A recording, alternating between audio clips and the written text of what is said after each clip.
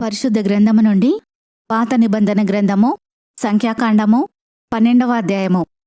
మోషే కూషు దేశపు స్త్రీని పెళ్లి చేసుకొని ఉండెను గనుక అతడు పెళ్లి చేసుకొనిన ఆ స్త్రీని బట్టి మిరియాము అహరోనులు అతనికి విరోధముగా మాటలాడిరి. వారు, మోషే చేత మాత్రమే యెహోవా పలికించెనా, ఆయన మా చేతను పలికింపలేదా అని చెప్పుకొనగా యెహోవా ఆ మాట వినెను. మోషే భూమి మీదనున్న వారందరిలో మిక్కిలి సాత్వికుడు. యెహోవా, మీరు ముగ్గురు ప్రత్యక్షపు గుడారమునకు రండని హఠాత్తుగా మోషే అహరోను మిరియాములకు ఆజ్ఞనిచ్చెను. ఆ ముగ్గురు రాగా యెహోవా మేఘస్తంభములో దిగి ప్రత్యక్షపు గుడారం యొక్క ద్వారమునొద్ద నిలిచి అహరోను మిరియాములను పిలిచెను. వారిద్దరూ రాగా ఆయన, నా మాటలు వినుడి. మీలో ప్రవక్త యొండిన ఎడల యెహోవానగు నేను దర్శనమిచ్చి అతడు నన్ను తెలుసుకొనున్నట్లు కలలో అతనితో మాటలాడుదును. నా సేవకుడైన మోషే అట్టివాడు కాడు. అతడు నా ఇల్లంతటిలో నమ్మకమైనవాడు.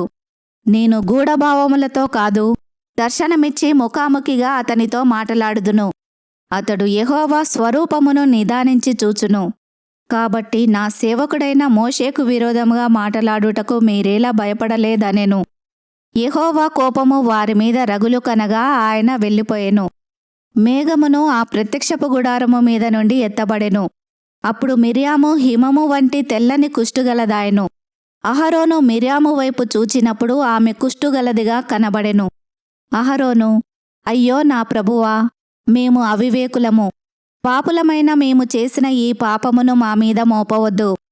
తన తల్లి గర్భములో నుండి పుట్టినప్పటికే సగము మాంసము క్షీణించిన శిశు శవము వలె ఆమెను ఉండనీయకుమని మోషేతో చెప్పగా మోషే ఎలుగెత్తి, దేవా, దయచేసి ఈమెను బాగుచేయుమని యెహోవాకు మొరపెట్టెను.